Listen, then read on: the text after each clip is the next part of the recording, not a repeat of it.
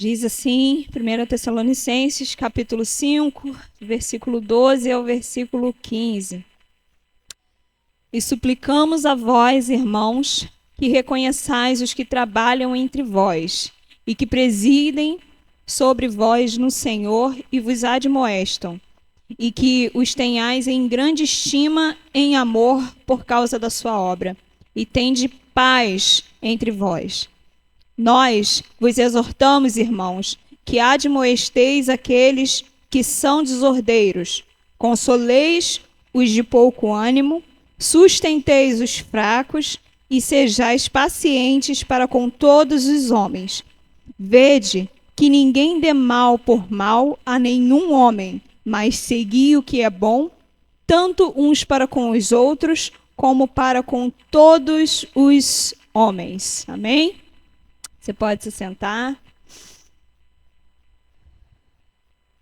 Bom, o tema da lição de hoje é como ser igreja. E nós temos visto, né, alguns conselhos, né, do apóstolo Paulo. Temos já estudado aí nessa série. E qual é a importância, né, desses conselhos, dos conselhos práticos, né, para a nossa vida? Os conselhos são ferramentas valiosas para a vida diária, oferecendo sabedoria e orientação em diversas áreas, desde o relacionamento até as finanças. A aplicação desses princípios bíblicos pode levar a relacionamentos mais saudáveis, decisões mais sábias e a uma vida plena e equilibrada. A importância dos conselhos práticos da Bíblia. A sabedoria e o discernimento. A Bíblia oferece princípios que promovem discernimento e sabedoria em diversas situações da vida. Nos relacionamentos, os conselhos sobre o amor, o perdão, a comunicação, o respeito mútuo podem melhorar significativamente os relacionamentos interpessoais. Nas tomadas de decisão também, né, os conselhos nos ajudam. A Bíblia oferece muitas orientações como tomar decisões sábias em áreas como trabalho, finanças, enfim, saúde, né? Bom, e também para o nosso crescimento espiritual.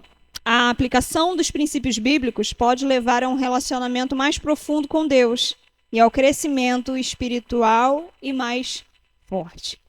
Então, primeiramente, né, a gente precisa entender o que é a igreja, né?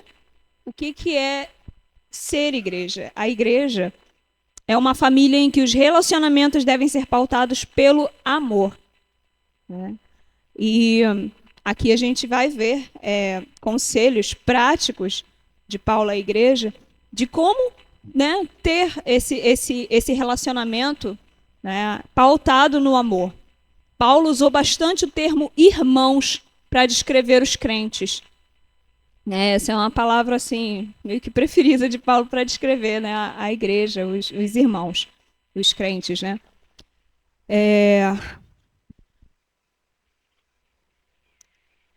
Depois de falar, né, da esperança, da esperança futura dos salvos, né, como a gente viu nas outras lições, e como também devemos aguardar dos céus a Jesus, né, Paulo vem tratar agora de alguns aspectos práticos acerca da comunhão na família cristã.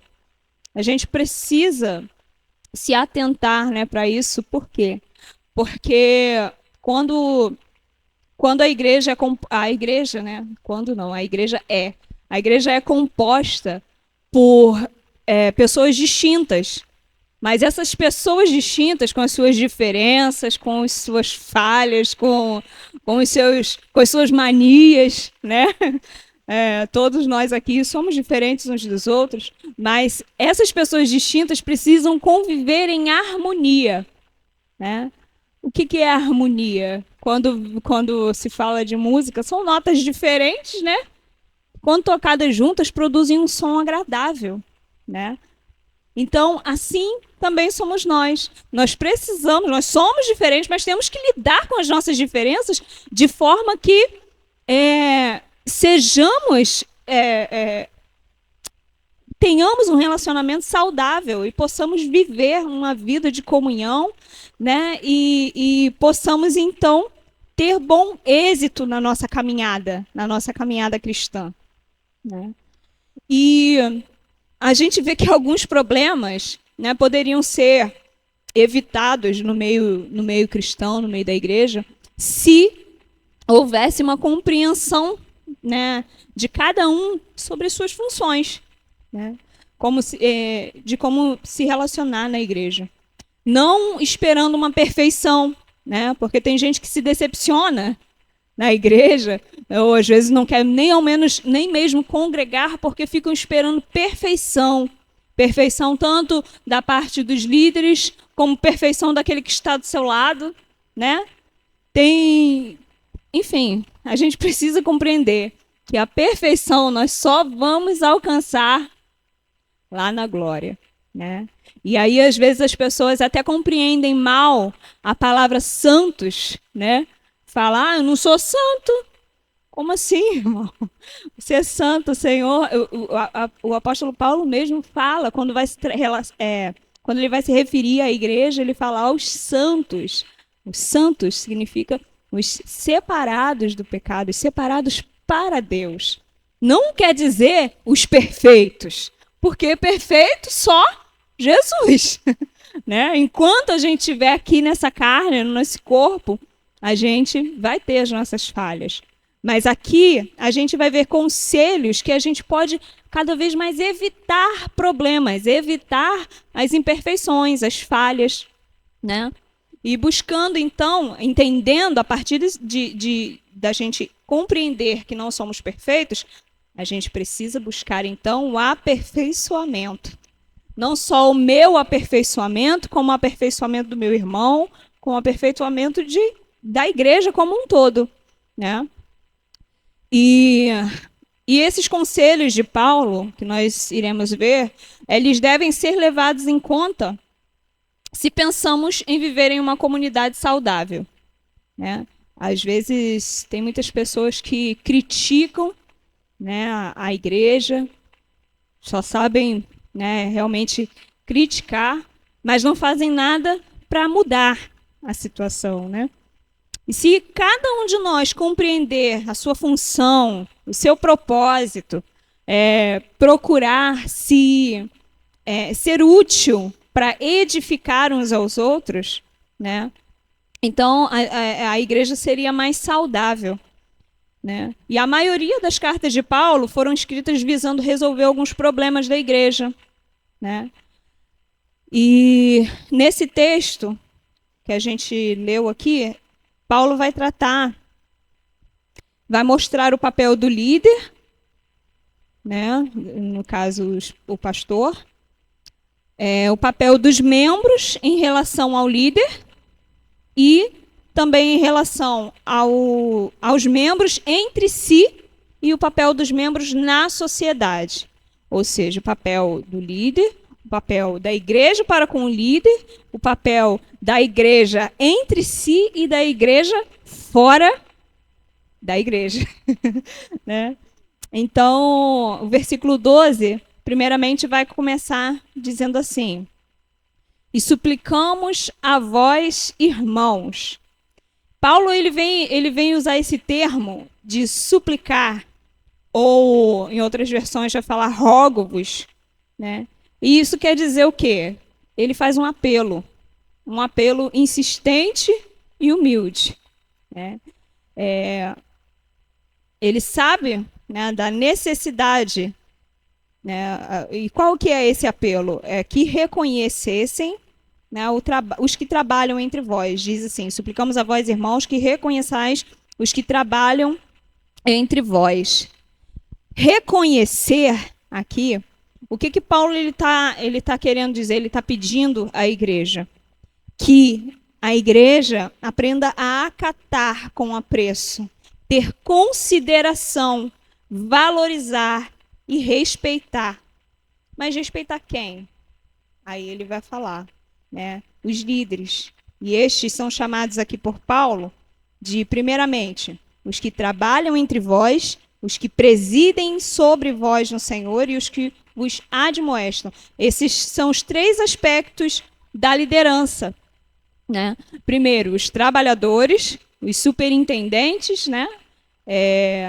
Que aqui fala também os que presidem, né? Esses são os superintendentes, e os admoestadores. Não são 3 classes de pessoas distintas, né? Mas esses são aspectos da função do líder, né? E é importante nós compreendermos a função do líder para quê? Para a gente aprender a reconhecê-los, valorizá-los, respeitá-los, acatar, né? Então, o termo que ele vai usar aqui para trabalhadores, para os que trabalham entre vós, aqui tem um sentido de trabalho árduo, exaustão, né? Paulo sabia, né, por experiência própria, né? Esse tem história para contar, né? Paulo, ele passou por poucas e boas, né? Como se diz, né? Mas, então, ele sabia por experiência própria o quanto o trabalho de um líder na comunidade cristã era cansativo. E aí ele entende, e nós precisamos entender, que a liderança da igreja não é um posto de privilégios, mas é uma plataforma de serviços. Os líderes não vivem para explorar as ovelhas, mas para apacentá-las. Aí quando a gente olha lá para João, vou abrir aqui rapidamente, João, capítulo 21, Evangelho de João, capítulo 21, do versículo 15 ao 17.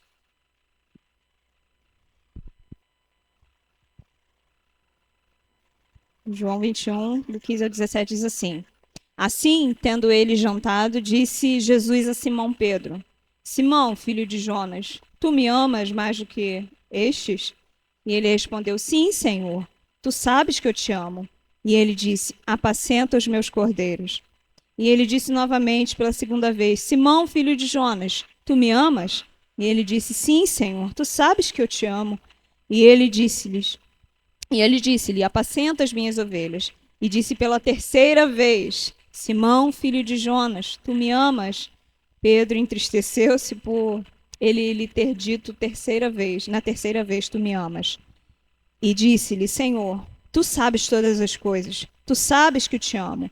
Jesus disse-lhe: Apacenta as minhas ovelhas. Então, essa é uma das funções, né, do líder, apacentar. Apacentar é cuidar, né? Um pastor, quando ele está apacentando a ovelha, ele leva para o lugar apropriado. Ele busca quando ela está saindo do caminho, ele vai lá e busca. Todos nós sabemos aí, né? A gente quando está na classe dos juniores, dos infantis, a gente fala muito sobre as ovelhinhas, né? Sobre o cuidado do pastor. Então, é isso. Então, não é uma posição de privilégio. O pastorado, a liderança da igreja, não é uma função de privilégios, mas é algo, primeiro, chama a responsabilidade, né? Irmãos, eu não almejo isso, não. Alguns até almejam isso, mas eu entendo pelo peso da responsabilidade. Não é fácil, né? Lidar com vidas não é fácil. E lidar com a herança do Senhor, a igreja do Senhor. Então, olha o peso, né? E aí eu lembro de uma frase, né, que eu ouvi há muito tempo, que fala que o pastor tem que ter cheiro de ovelha, né? E aqui os que trabalham entre vós, né, que estão no meio das ovelhas, vendo a necessidade de cada uma, cuidando, né? É exatamente isso. Tem que ter cheiro de ovelha, tem que ser trabalhar entre vós significa que o pastor tem que estar lá no meio, tem que estar, né, atento, tem que estar acessível, né, aos membros. E quando o pastor compreende isso, quando a liderança compreende isso, né, é importante para que a igreja venha aprender a valorizar, né?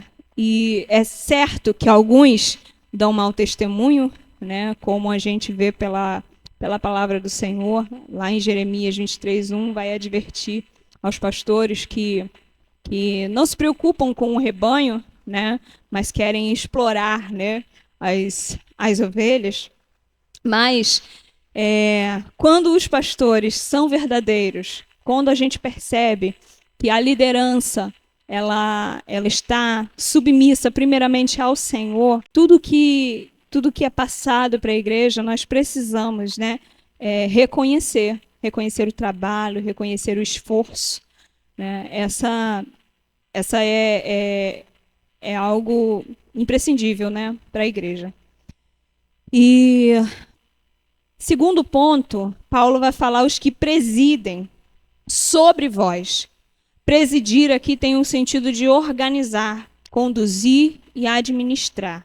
Lá em 1 Coríntios, capítulo 4, versículo 1, diz assim: que os homens nos considerem como ministros de Cristo e mordomos dos mistérios de Deus. Então, essa autoridade do líder, né, ela é bíblica. Nós vemos aqui, né, que os homens nos considerem como ministros de Cristo, mordomos dos mistérios de Deus. Porque tem gente que não aceita uma liderança, né?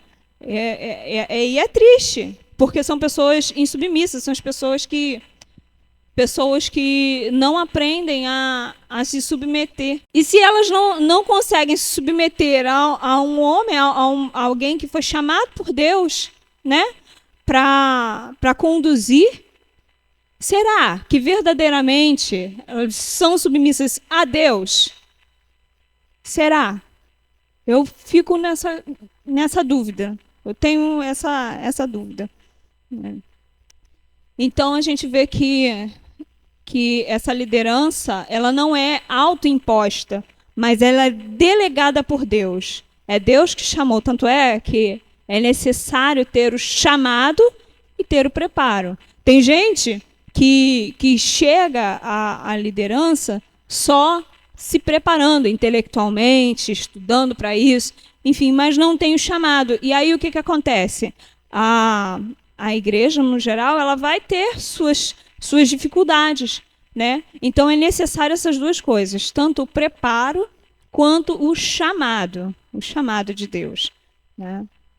E essa autoridade, né, do líder, ela precisa ser firme, mas ao mesmo tempo ser acessível, né? O líder, ele precisa ser firme no momento certo, mas ele também precisa ser acessível.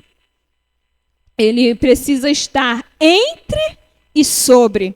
E isso não é uma tarefa fácil. Como eu falei, entre os que trabalham entre vós, que estão no meio, que estão lá ajudando, enfim. Mas os que estão sobre, ou seja, aqueles que vão dar um direcionamento, um norte, né, segundo os conselhos da palavra. E isso, né, como eu falei aqui, não é fácil. Não é fácil. E aqui vai falar no versículo... Eu estou lá em Coríntios. Ah, Senhor. No versículo 12 vai dizer: os que presidem sobre vós no Senhor.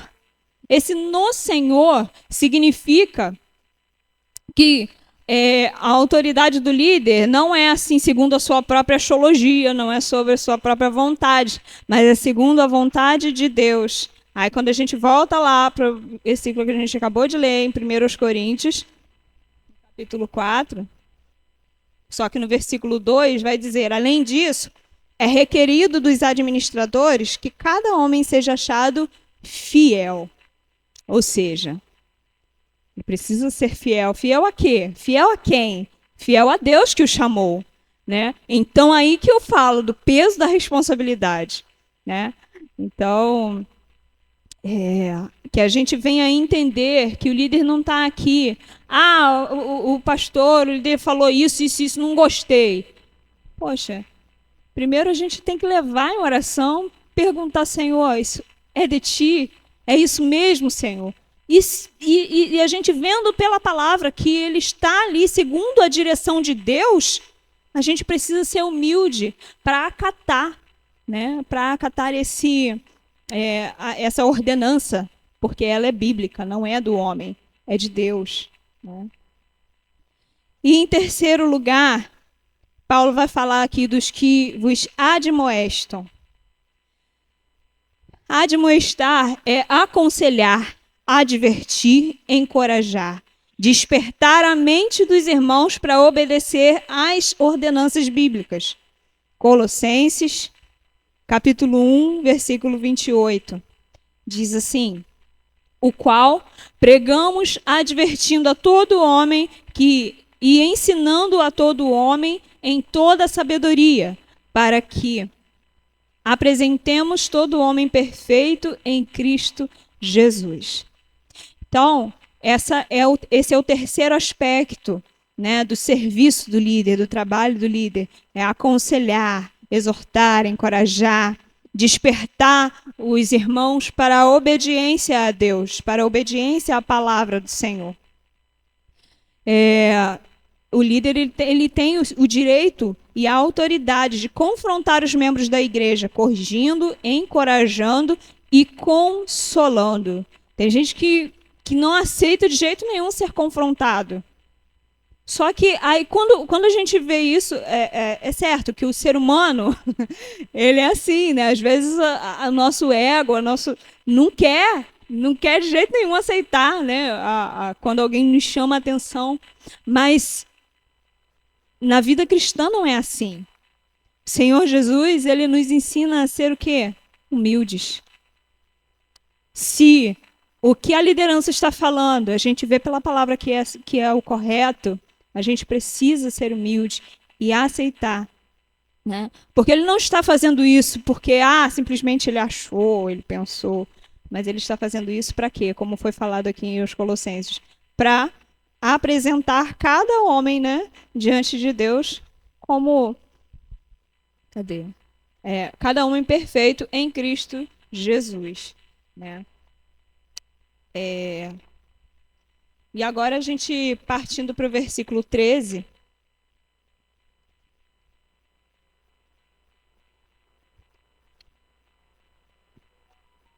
Depois que Paulo ele fala aí sobre esses três aspectos, né, da liderança. Deixa eu fazer o telefone parar de tocar aqui.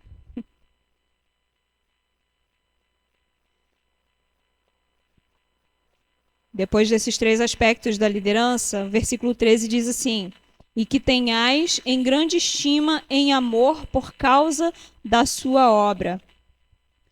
Bom, tenhais em grande estima por causa da sua obra. Quem não recebe a correção, quem não se submete à autoridade, vive dando trabalho, né, para a liderança.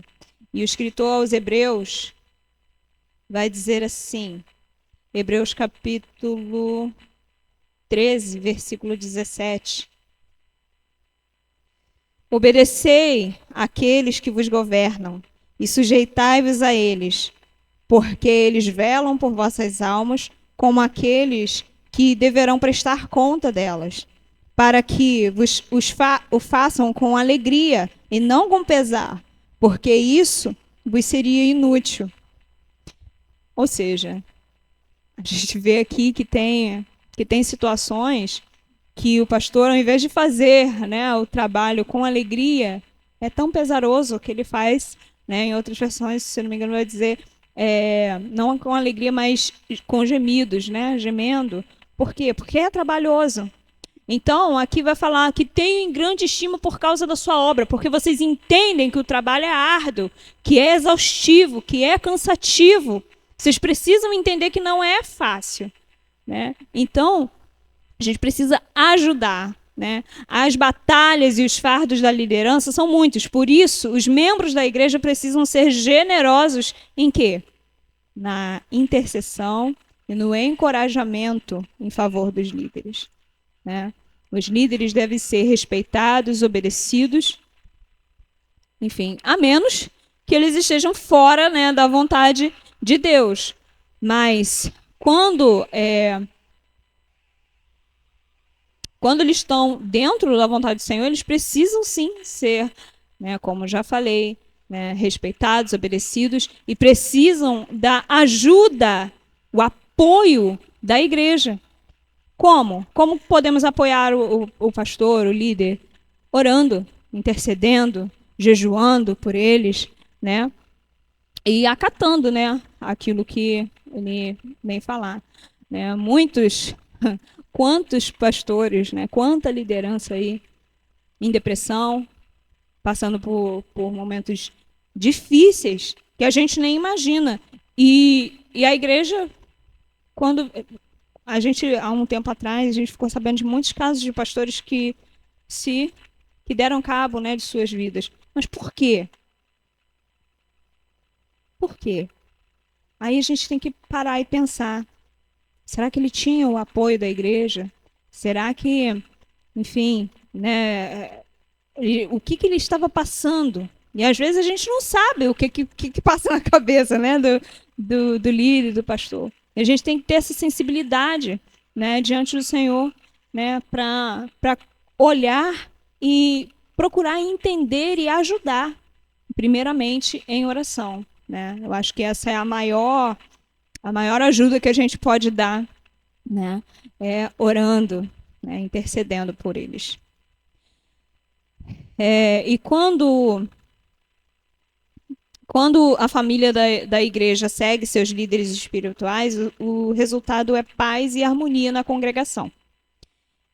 Quando a gente encontra alguma divisão ou dissensão na congregação, normalmente é pelo egoísmo e pecado. Às vezes da parte de alguns líderes ou dos membros, ou então de ambos. Mas aí Paulo agora ele não vai aconselhar, ele vai dar uma ordem.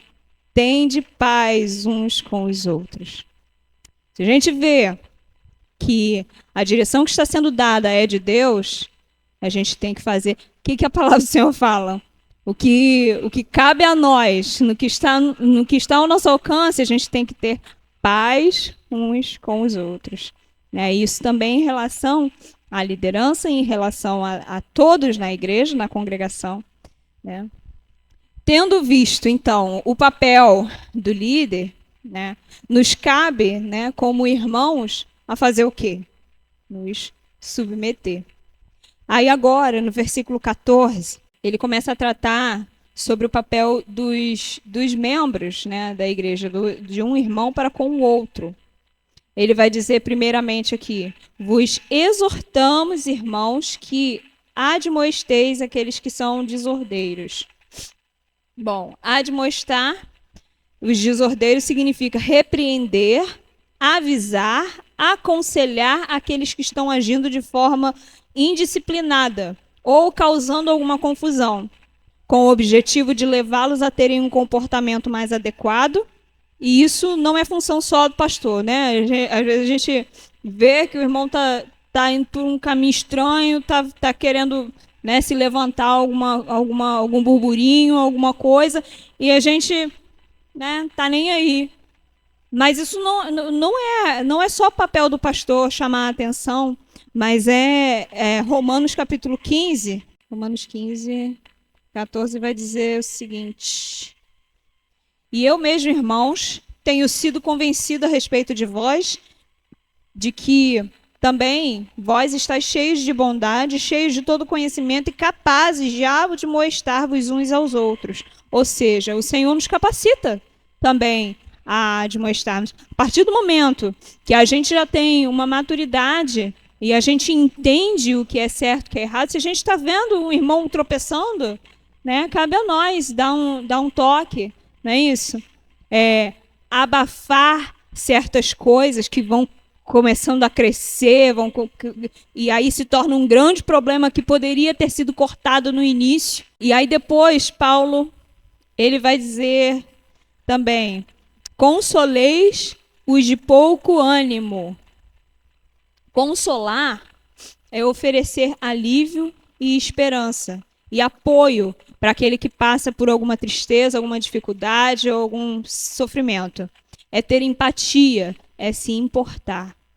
A palavra consolar tem raízes no latim, consolare, e é também encontrada em termos gregos como parakaleo, que é chamar para perto, encorajar. A gente precisa disso, a gente precisa olhar para o nosso irmão e ter a sensibilidade de ver, às vezes, passando por alguma tristeza, por alguma dificuldade, e a gente se colocar no lugar dele, né? Estar sensível à necessidade do irmão também. Não, eu vim aqui, sentar aqui nessa cadeira, na hora do louvor estou lá louvando, na hora da palavra estou prestando atenção, na hora de cumprimento dos irmãos vou embora.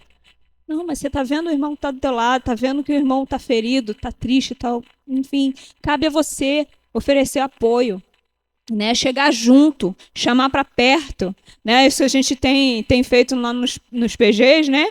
Trazer para perto, trazer para convivência. Isso é ser família, isso é ser igreja. Não é, eu estou aqui me edificando a mim porque eu quero chegar no céu. Meu irmão, se você está com esse pensamento, não sei, sinceramente, se vai alcançar, né, um dia chegar no céu. Porque o pensamento de igreja é um pensamento coletivo. A gente precisa se importar uns com os outros, né? E muitas das vezes o que a gente vê não é isso. É cada um olhando para si. No mundo que a gente vive hoje, a gente é estimulado a isso, a pensar em nós mesmos. E isso é demoníaco. Pensa só em mim, só o que me agrada, só o que me satisfaz. Não é assim. A gente precisa estar sensível à dor do nosso irmão.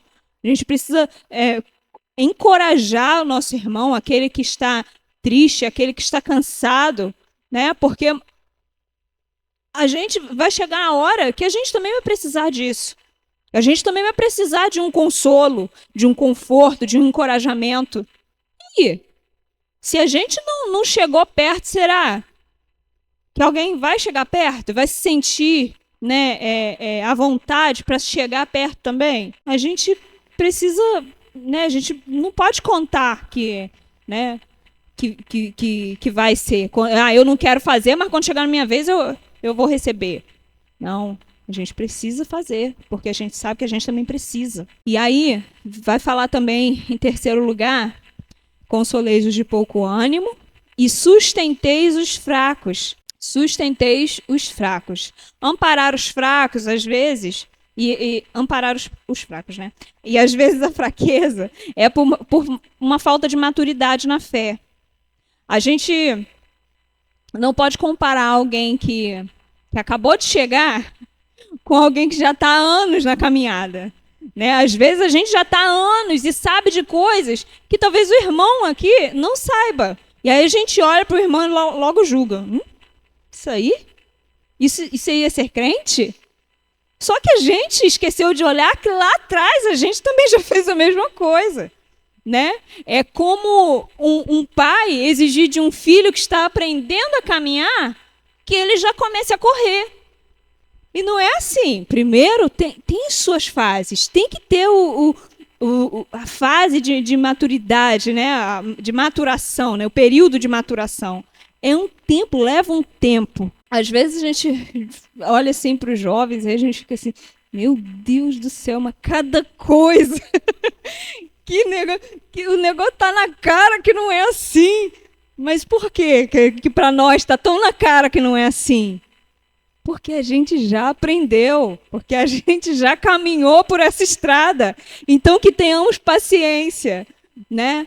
Que a gente venha aprender a sustentar. Para quê? Porque, olha só, você imagina, você acabou de chegar, você ainda não sabe direito, aí chega alguém e começa a te apontar. Isso não é assim, isso não é assado. Isso... O que vai acontecer com você? Você vai desanimar. Aí aquele que já está fraco vai acabar saindo fora, porque não suporta. E o nosso dever é amparar, mais uma vez, trazer para perto, ensinar, né? Aí eu lembro de alguns versículos assim da palavra falam sobre a mulher que é experiente, precisa ensinar as mais jovens, não é isso? E assim é com todos nós. Se sabemos algo a mais e podemos passar o conhecimento para alguns, que façamos isso, né? E não venhamos apenas apontar o dedo, julgar, né? Mas ter paciência. Porque às vezes E às vezes a fraqueza também é porque a pessoa ela cai em algum pecado, né? E o que a gente tem que fazer? Apontar, acusar? Não. A gente vai mostrar, né, mostrar o pecado, mas a gente precisa mostrar que Deus também, ele é misericordioso.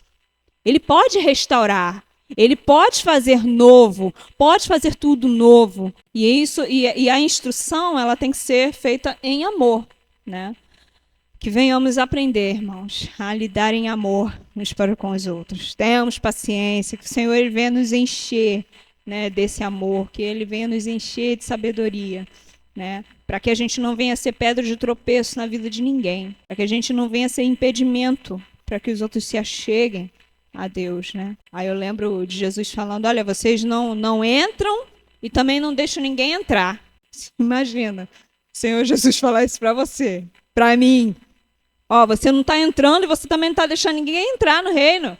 Porque o seu dedo de acusação, o seu julgamento, está impedindo os outros de entrarem no reino. Bom, e algumas pessoas, as fraquezas também, elas são por causa, né, do legalismo. As pessoas têm tanto medo de errar, tanto medo de ser livre em Cristo, que aí acabam caindo em regras e normas que muitas das vezes a gente, pela maturidade que temos, entendemos que não tem necessidade, né? Aquela necessidade. Paulo ele vai falar lá em Romanos 14, ele vai falar, vocês tem alguns que separam dias e dias, outros não. E o que separa é para Deus, e o que não separa também é para Deus. Em tudo dá glória. Cada um serve a Deus segundo aquilo que, né, propôs no seu coração, segundo aquilo que entende. E aí, no decorrer da caminhada, é o Senhor que vai moldando. É o Senhor que vai abrindo a mente. É o Senhor que vai aperfeiçoando cada vida. Que a gente tenha essa paciência de esperar.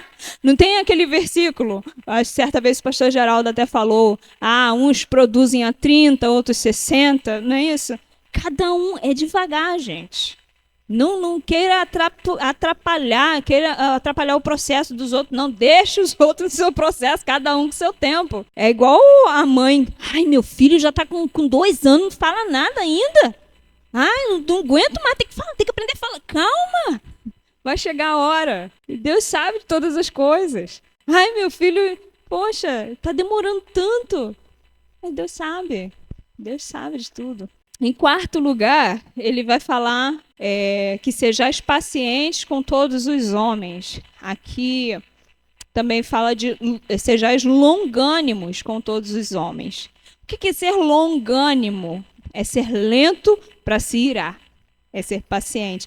E a longanimidade é um atributo de Deus, né? É um fruto do Espírito. A gente não consegue isso por nós mesmos, né? Precisamos ser mais tolerantes diante das falhas alheias, né? Ser longânimo é suportar com calma as ofensas.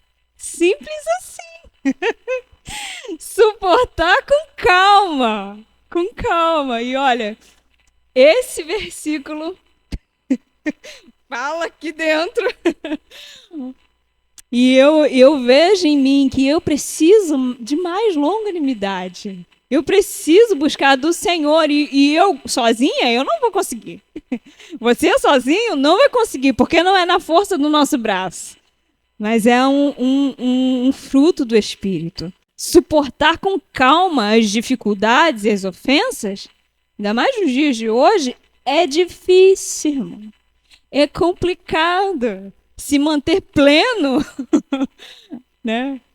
Se manter pleno no meio da tribulação, no meio da perseguição, no meio da dificuldade, é coisa de Deus, é sobrenatural. A gente não consegue, não. É só Jesus nas nossas vidas. Aí essa frase que eu tenho usado muito nessa semana, eu mandando áudio em grupos e coisa, eu percebi que os meus áudios eram tudo só Jesus, só Jesus, só Jesus. Eu falei, Jesus, o que o Senhor quer falar com isso? O que o Senhor quer me dizer com isso? Que eu preciso de Jesus, que eu não consigo fazer nada sem Ele. Então é só Jesus mesmo.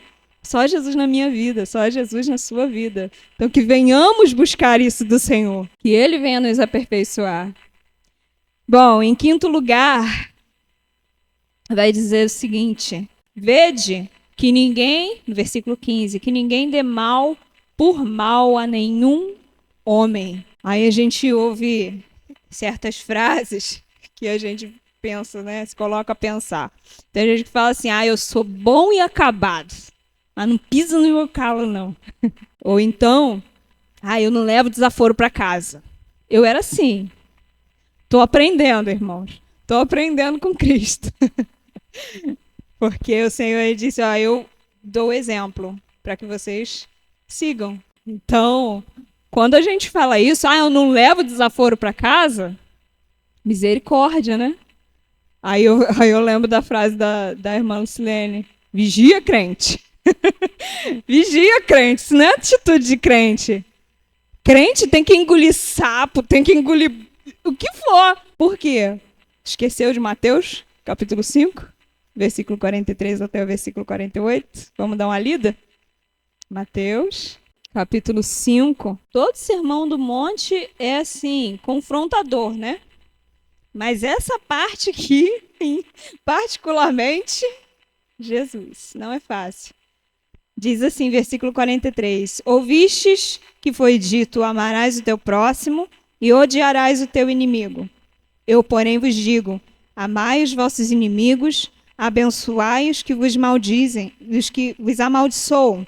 Fazei o bem aos que vos odeiam e orai pelos que vos tratam com maldade e vos perseguem, para que sejais filhos do vosso Pai que está no céu. Porque ele faz que o sol se levante sobre maus e bons, e faz chover sobre justos e injustos. Pois se amardes os que vos amam, que recompensa tereis? Não fazem os publicanos o mesmo? E se saudardes somente os vossos irmãos, o que fazeis mais que os outros? Os publicanos não fazem assim? Sede vós, pois, perfeitos, como é perfeito o vosso Pai que está no céu. Olha só o nível.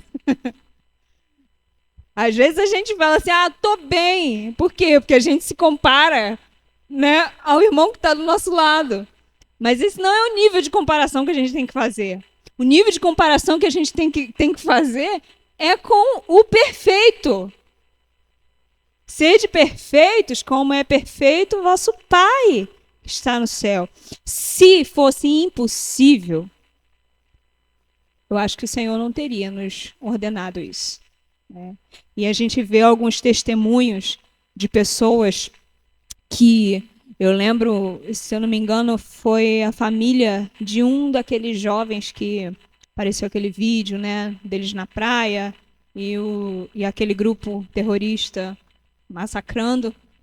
E aí a família dele, acho que a mãe, se eu não me engano, foi perguntada se chegasse aqui, né, e o carrasco, né, do seu filho.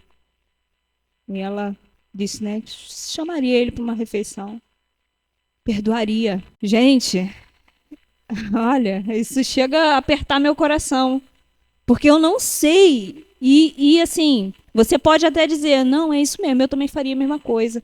Mas, sinceramente, ninguém sabe o que faria numa situação dessa. Eu acho que a gente não se conhece o suficiente para bater no peito. Lembra de Pedro? Senhor, eu vou contigo. Se for possível, se for preciso, eu vou morrer pelo Senhor. Algumas horinhas depois estava ele negando Jesus. Te conheço não, não conheço não, nunca vi. Então a gente só se conhece quando a gente passa pelas situações. Às vezes a gente canta. Lembrei aqui. Todavia me alegrarei, ainda que a figueira não floresça. Enfim. O profeta ele falou aquilo porque ele estava vivendo aquilo. E vivendo aquilo, ele estava se alegrando no Senhor.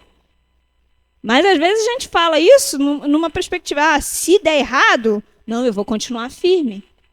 Ou se alguém pisar no meu calo, não, eu vou ter paz, eu vou ficar pleno, eu vou respeitar, eu vou, né, perdoar. Se o Senhor não for conosco, se a gente não estiver cheio do Espírito Santo, meus irmãos, a gente não vai conseguir. Mas com a ajuda do Senhor, é possível.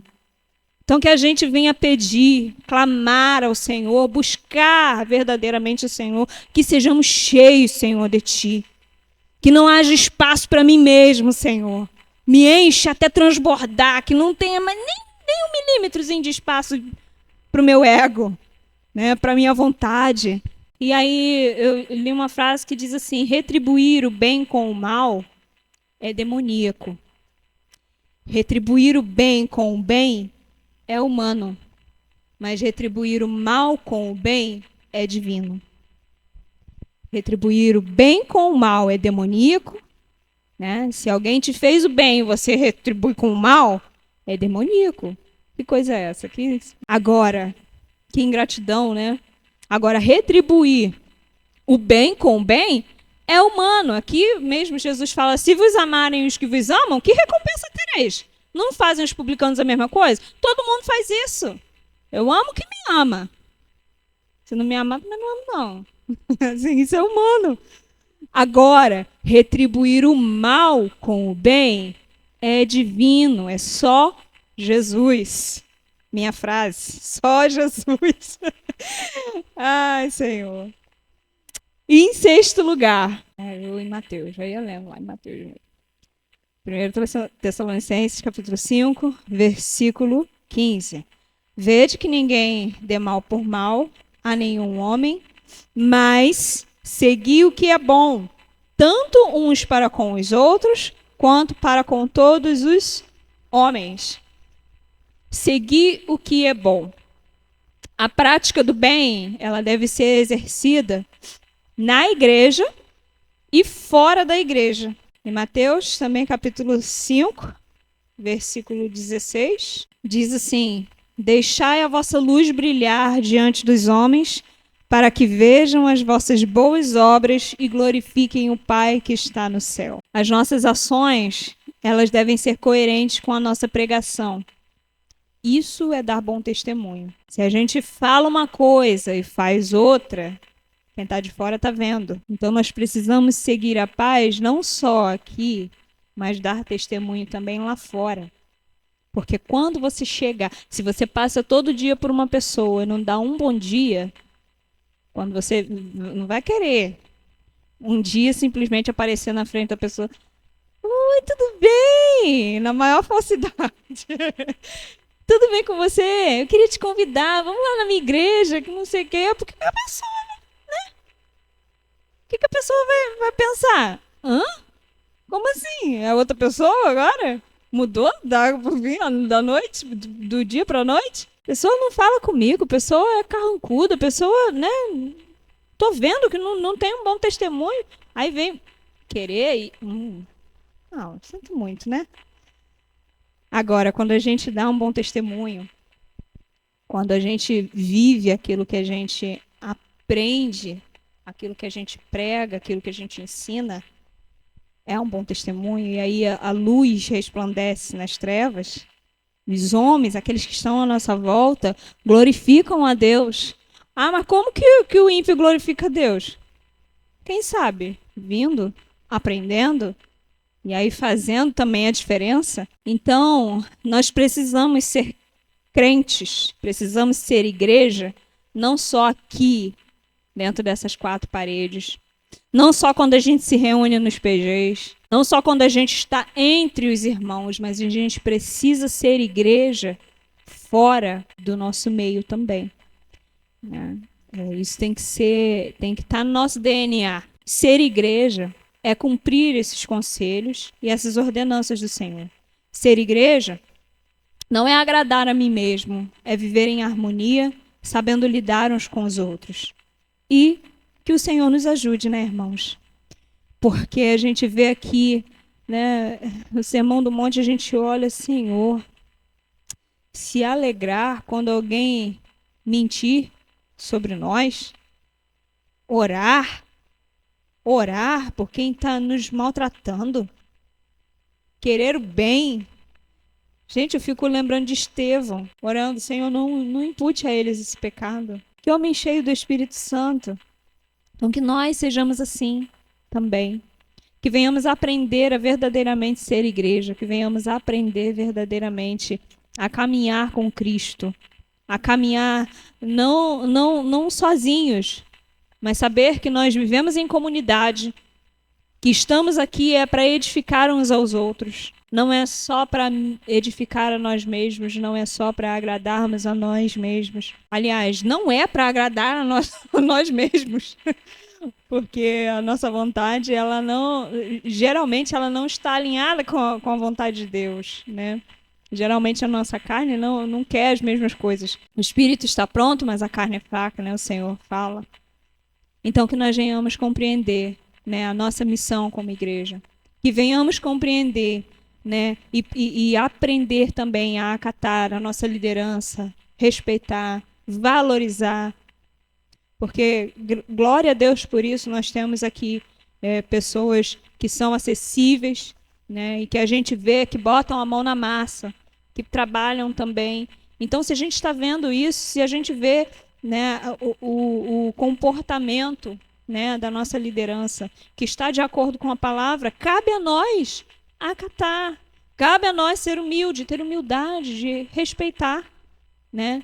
Não querer criar confusão, que não sejamos o meio pelo qual a confusão vai começar. Pelo contrário, a gente vem, né, afastar toda a confusão do nosso meio. Quantas vezes fofoca, disse-me-disse, esse tipo de coisa, em muitos lugares isso é tão terrível que os irmãos não conseguem nem confiar uns nos outros, não conseguem nem se abrir uns com os outros. Que isso não seja assim no nosso meio, mas que venhamos manter a comunhão, a unidade entre nós. Que venhamos verdadeiramente ser uma família. A gente não é duas caras com a nossa família. Quem está na nossa casa junto com a gente sabe muito bem das nossas falhas, sabe muito bem das nossas qualidades também. A gente não tem como fingir algo que a gente não é dentro da nossa casa. Então, que aqui também nós sejamos assim, sejamos sinceros uns com os outros, sejamos ajudadores, edificadores, né? E que assim nós possamos nos edificar e chegar diante do Senhor juntinhos, de mãos dadas. Aquele louvor, e na força do Espírito Santo nós proclamamos aqui que pagaremos o preço de sermos um só coração no Senhor. E por mais que as trevas militem e nos tentem separar, com os nossos olhos em Cristo, unidos iremos andar. É assim, ser igreja é isso, irmãos. E é isso que o Senhor ministrou ao meu coração, que você possa deixar o Espírito Santo trabalhar cada dia mais e mais dentro do teu coração. Amém? Vamos orar? Amém? Senhor, muito obrigada, Pai, pela tua instrução. Muito obrigada, Senhor, por tudo que foi tratado. Que, ó Pai, a tua palavra não volte vazia, Senhor, mas que o teu Espírito Santo continue ministrando e produzindo, Senhor, o fruto esperado em nossos corações. Que sejamos humildes, ó Pai, para entender e acatar, Senhor, a tua instrução, Pai, o teu mandamento.